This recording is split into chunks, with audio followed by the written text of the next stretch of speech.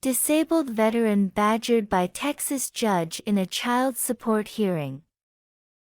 In February 2021, disabled veteran Jacob Phelps received an apportionment denial decision from the Secretary of the Department of Veterans Affairs that clearly stated that no portion of his VA disability compensation was to be paid to his two children on behalf of the custodial mother, Melissa. In this federal ruling, it clearly asserts that claimant Melissa did not show a financial need for the apportionment, and additionally that granting such would impose an undue financial hardship on the disabled veteran. After initial denial by Judge Newell for the indigent disabled veteran, with zero income according to federal law at 26 U.S.C. Section 104, to proceed in forma pauperis, the veteran appealed. Judge Newell finally conceded the fact that the disabled veteran was granted his motion to proceed in forma pauperis. That signed order is presented here. The following video is from the March hearing that took place immediately after the veteran had been granted in forma pauperis status by Judge Newell. He kept asserting the Secretary's decision that no portion of his monthly VA disability compensation was to be paid to Melissa on behalf of his two children as support. However, as you can witness, the judge was unhappy that the veteran had won the appeal.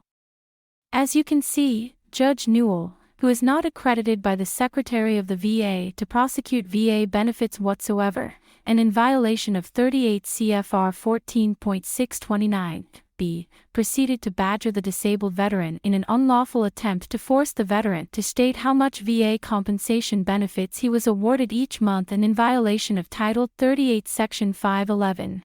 So the order that you're referencing is not complete, and that is missing information concerning income to accept the child support, and you're seeking to clarify what the income is for child support. Is that correct? Let me lead you along.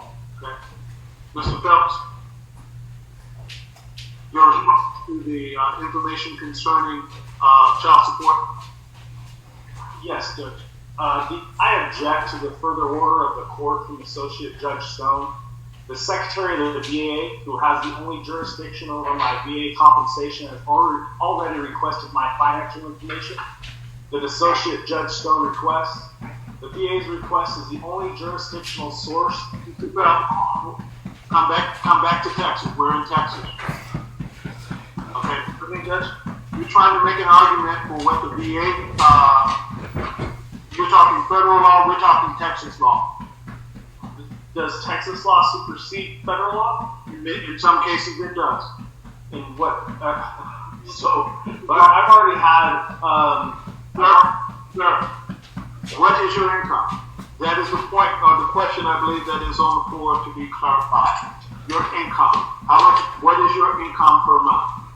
Zero. I've already stated this. Sir, income is any dollar that comes into the home based on you, whether it be working or you receiving any kind of benefit or any form of money that's coming into your hand. What is your income? I am employed by no one. I receive no income from anyone. You've already told me earlier that you receive VA compensation. That is only jurisdiction of my VA compensation is from the Secretary of the VA. Judge Newell, for the record, I would like for you to tell me if you're anticipating to be the Secretary of the VA. Are you Judge Newell, the Secretary of the VA?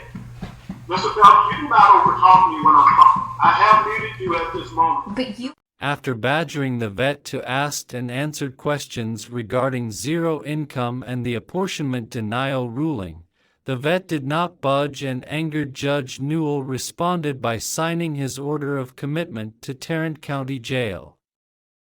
Here is the order for capias that Judge Newell also signed at the conclusion of the hearing. Disabled veteran Jacob was forced by Judge Newell to uproot his wife and newborn to an undisclosed location outside of the country for which he served. This video demonstrates that the Texas legislature must now hold Judge Newell accountable for his contempt of the U.S. Constitution and federal civil rights of Jacob Phelps. See Bates v. Nicholson, Federal Circuit 2005.